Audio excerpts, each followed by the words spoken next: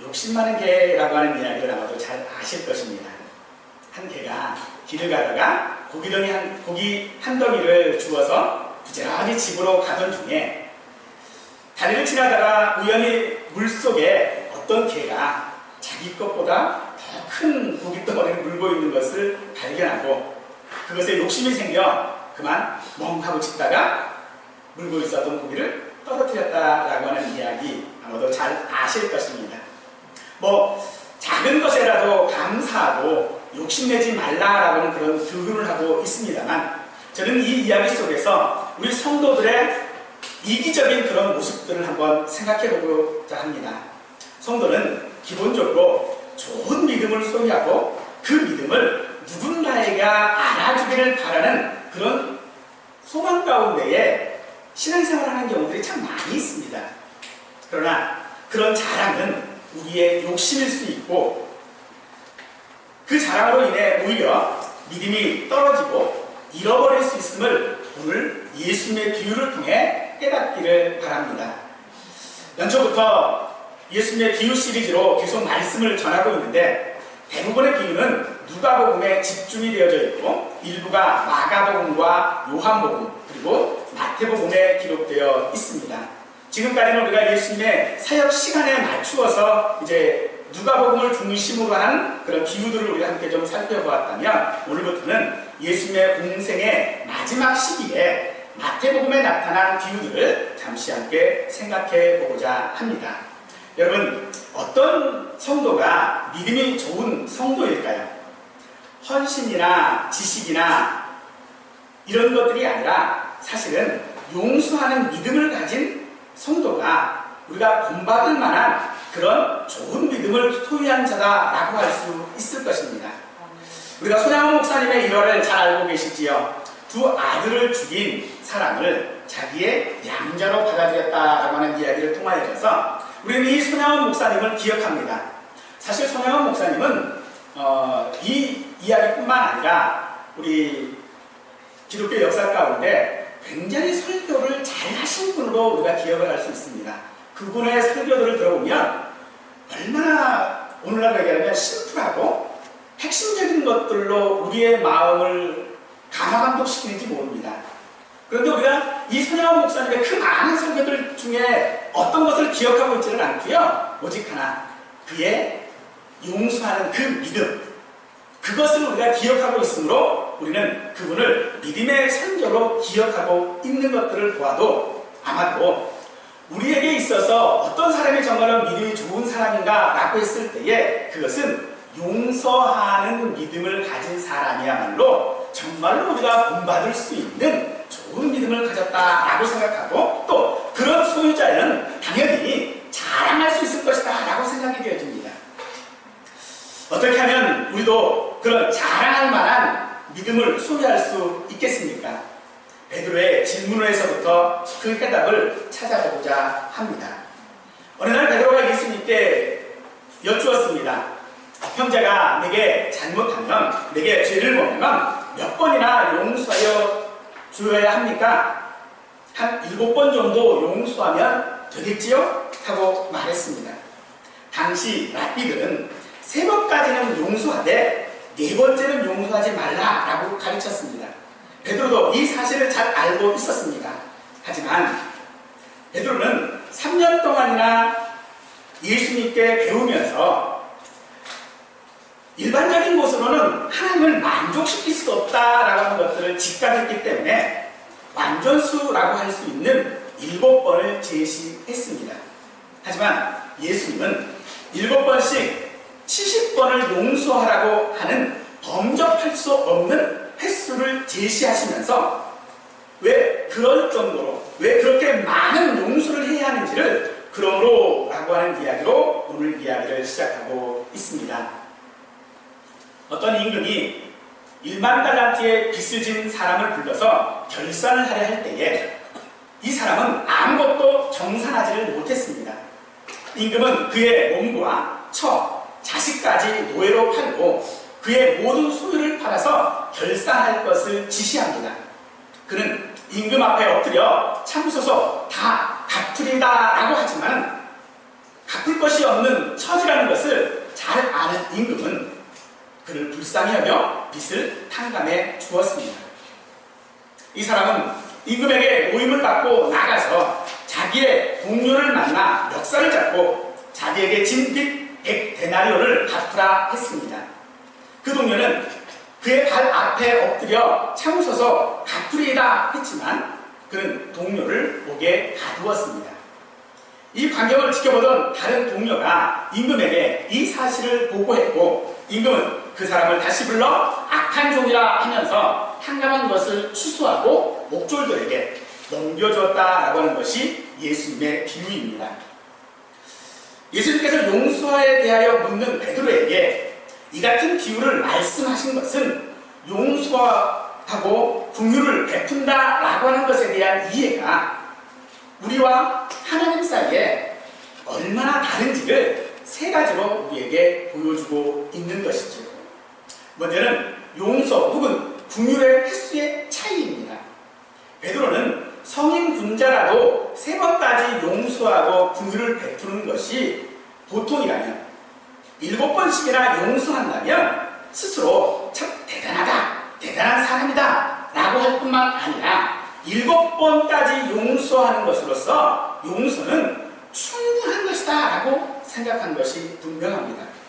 그런데 예수님은 7번뿐 아니라 7번을 70번까지라도 할지니라 라고 예수님은 490번의 용서를 하라고 하십니다.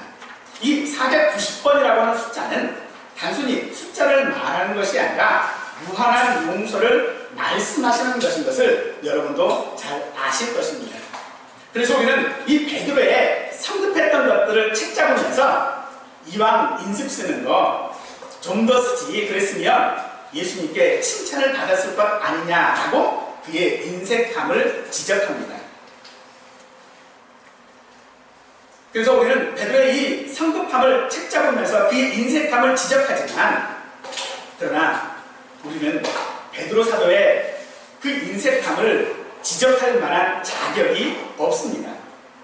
우리가 언제 7번씩 용서하려고 애쓰며 노력해 본 적이 있습니까? 여러분은 모르겠지만 저의 경우에는 없는 것 같습니다. 아마도 대부분의 같은 잘못에 대하여 삼진 아웃을 시키지 않을까 생각합니다. 그러므로 우리는 아직 더 많은 믿음의 기초를 배워야 합니다. 베드로 사도가 3년 동안 예수님께 직접 배우면서 7번이라고 하는 것이 최상의 상태로 나타났다면 아직도 욕심 가운데 살아가고 있는 우리들은 더 많은 것들을 배워야 되고 더 많은 것들을 경험해야 할 줄로 믿습니다. 사랑하는 여러분, 기회가 있는 대로 믿음에 대해서 배우시기를 바랍니다.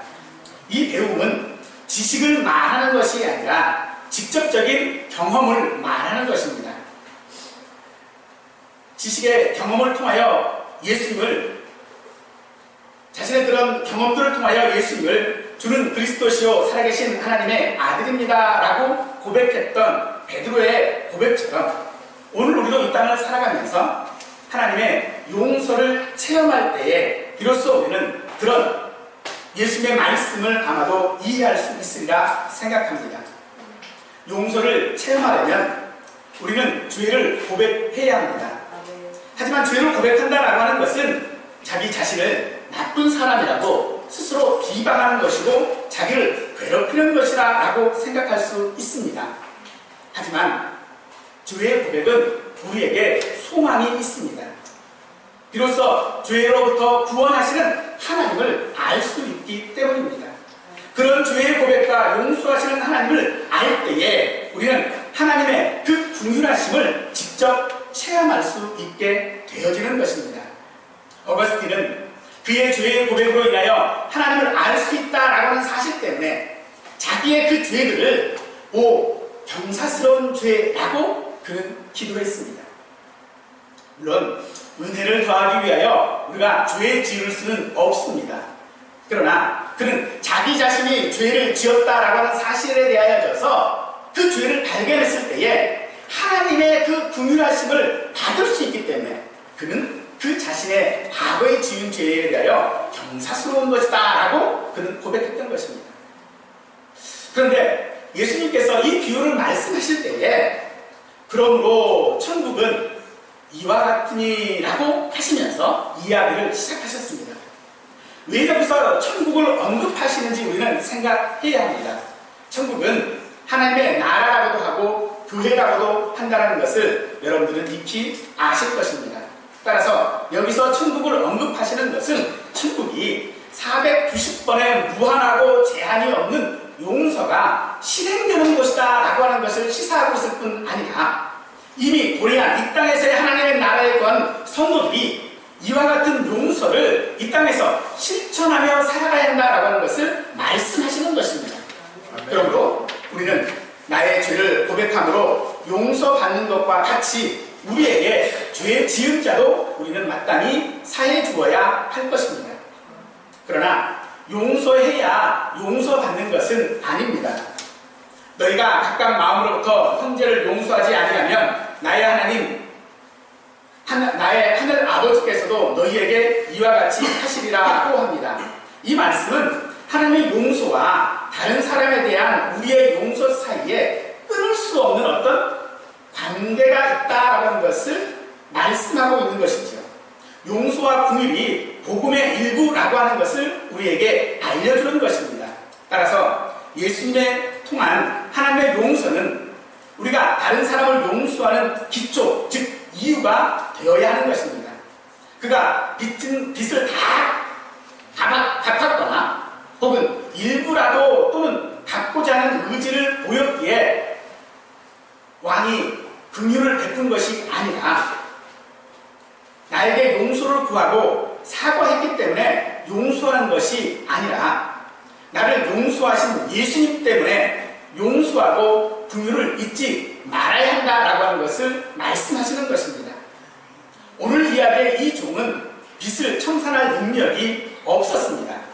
따라서 자신의 모든 소유와 자신을 포함하여 아내와 자식까지 노예로 판다 해도 갚을 수 없고 혹은 기간을 연장하여 기회를 준다 해도 결코 변제할 수 없었습니다.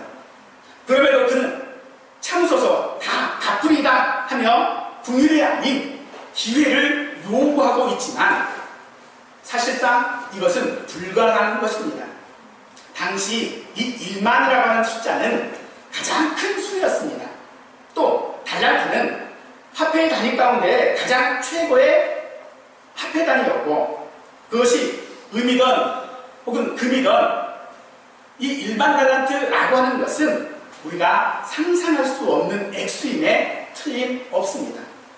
그리고 당시의 왕이었던 이 헤롯 왕이 1년에 거두어들이는 세금이 900달러였습니다. 900달란트였습니다. 그것들을 감안해서 보더라도 이 1만 달란트라고 하는 빚은 결코 청산할 수 없는 빚이었기 때문에 주인은 그를 불쌍히 여겨 그 빚을 탕감하여 주었던 것입니다. 그러므로 이 주인은 공의가 아닌 긍휼을 베풀었던 것입니다.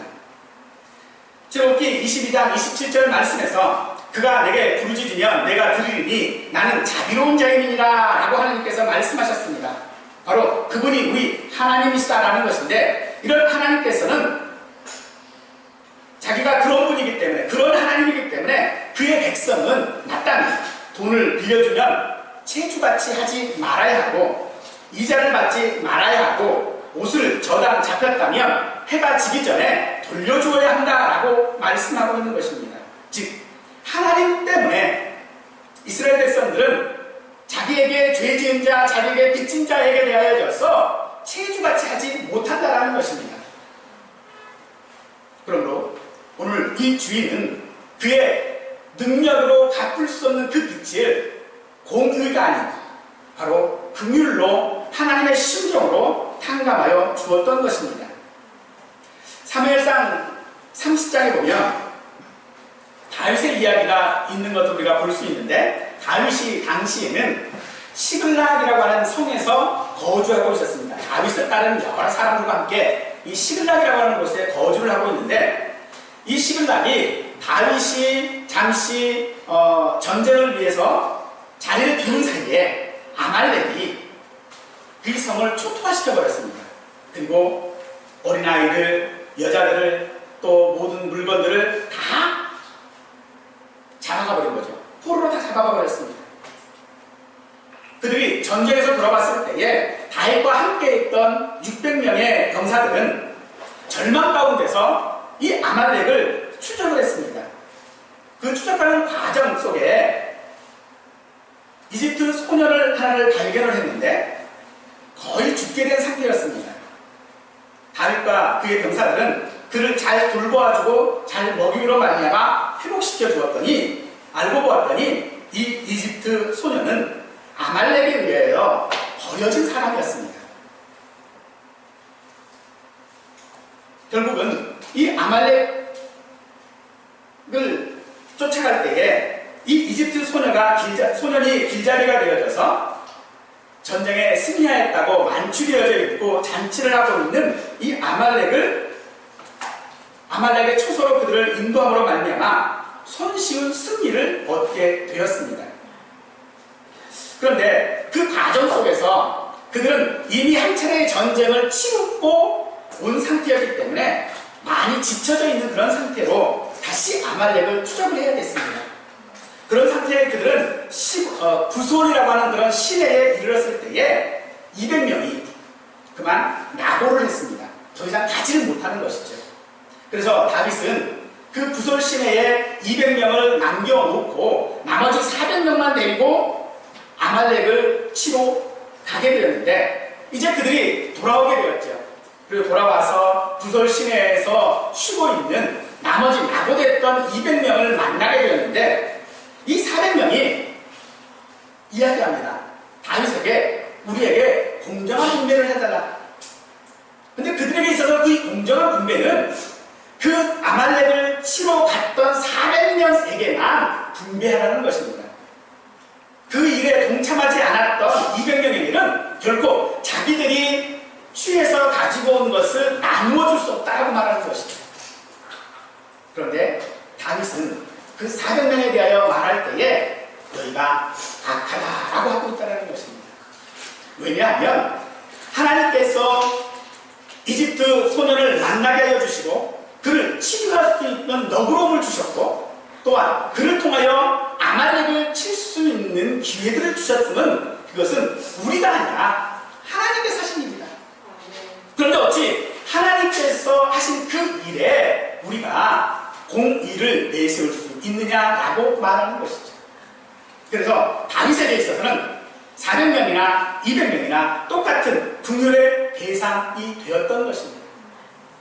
부솔 시내에서 공정한 분배를 원했던 400명처럼 오늘 주인에게 탕감받은 종은 자기의 동료에게 궁율 대신에 공의를 요구하고 있는 것입니다. 자신과 같은 동료이면서도 자기의 발 앞에 엎드려 간구하는 그것을 외면하고 옥에 가둠으로 공의를 실천하고자 했던 것입니다. 그가 주인으로부터 받은 궁율과 자신이 실천해야 하는 공의가 다르다라고 생각했던 것이 분명합니다. 우리 성도들의 생활 속에서도 이런 이중적인 모습들을 자주 발견할 수 있습니다. 하지만 하나님께서는 긍휼과 공의는 같은 규범이고 함께 있어야 하는 것으로서 복음의 양면인 것과 같은 것을 우리는 깨달아야 될 줄로 믿습니다. 이 사실을 우리가 깨닫지 못하고 경험하지 못하는 사람들에게는 주인은 내가 너를 불쌍히 여김같이 너도 내 동료를 불쌍히 여김이 마땅하지 아니하냐라고 말씀하시는 것입니다. 우리도 빚진 자입니다. 죄인이라고 하는 말입니다. 하지만 그 빚은 결산하기 전에는 그것이 얼마나 큰 빚인지 알지 못합니다. 다만 주인 앞에 결산하려 왔을 때만이 우리는 비로소 우리가 얼마나 큰 죄인이요 얼마나 많은 빚을 지고 있는지를 깨달을 수 있게 되어질 뿐만 아니라 우리가 얼마나 큰 죄인 중에 괴수임을 알 수 있을 것입니다. 때문에 하나님께서는 긍휼하심 없이 공의만을 원칙으로 하셨다면 우리는 죽을 수밖에 없는 존재들입니다.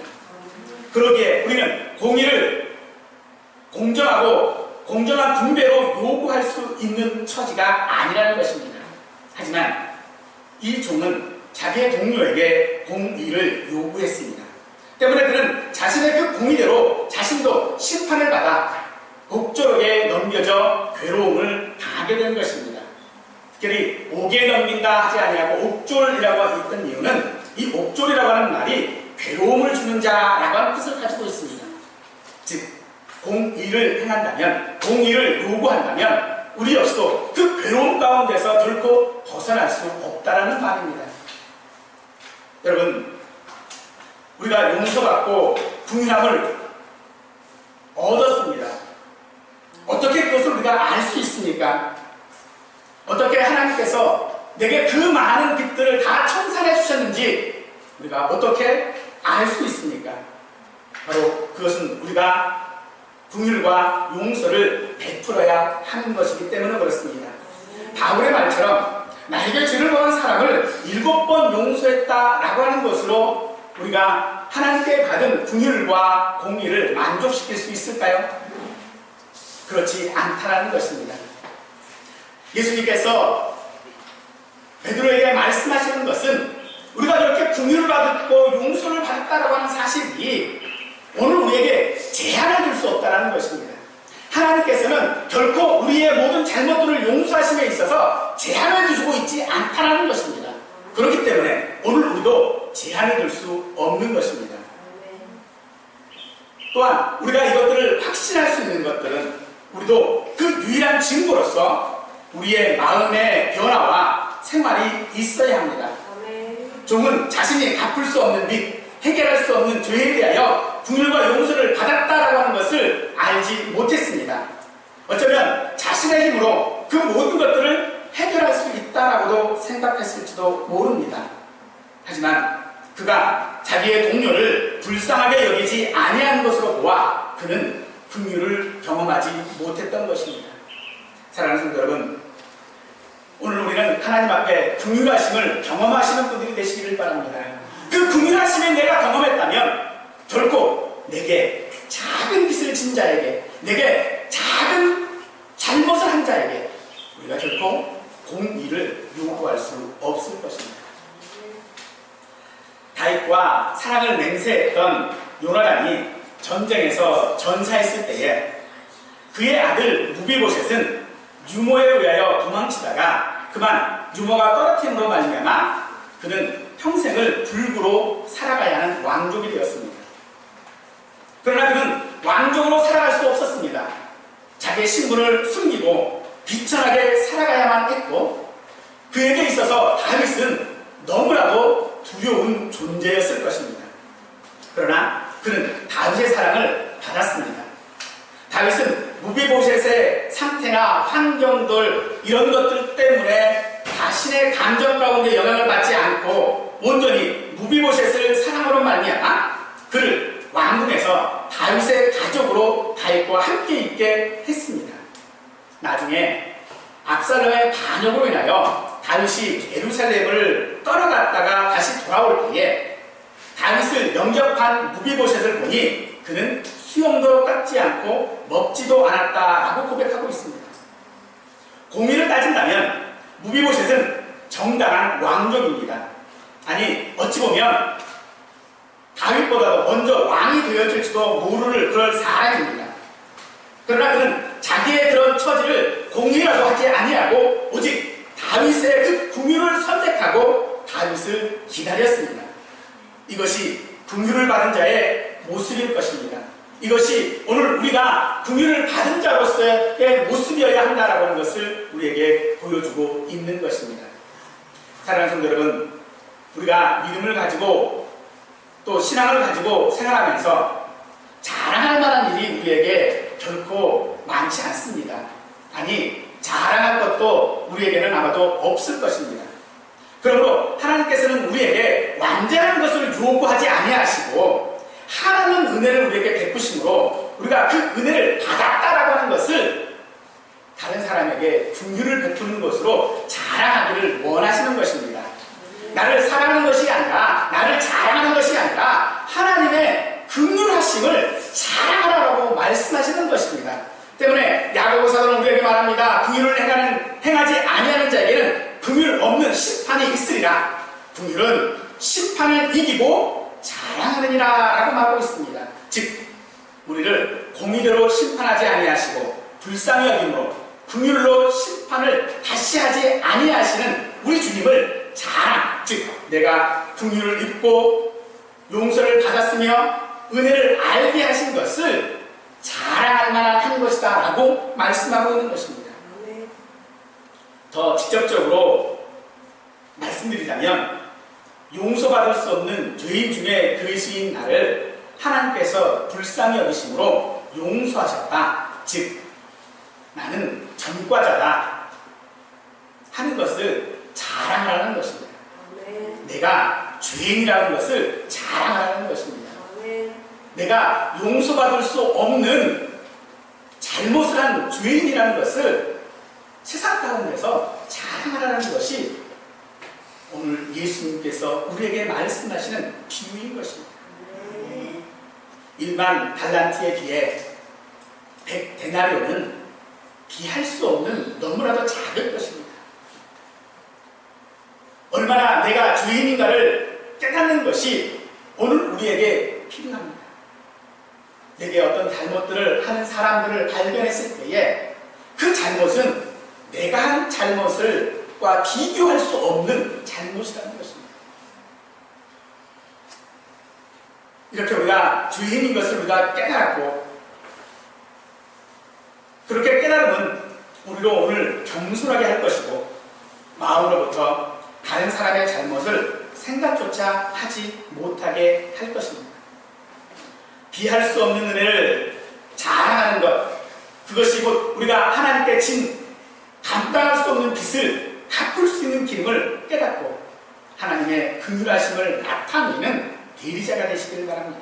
또 그 열매로 살아가는 분들이 되시길 바랍니다. 그래서 하나님 앞에서 담대한 우리를 보고 저들도 담력을 얻어 예수님을 영접하도록 복의 통로가 되어주시기를 간절히 축원드리겠습니다.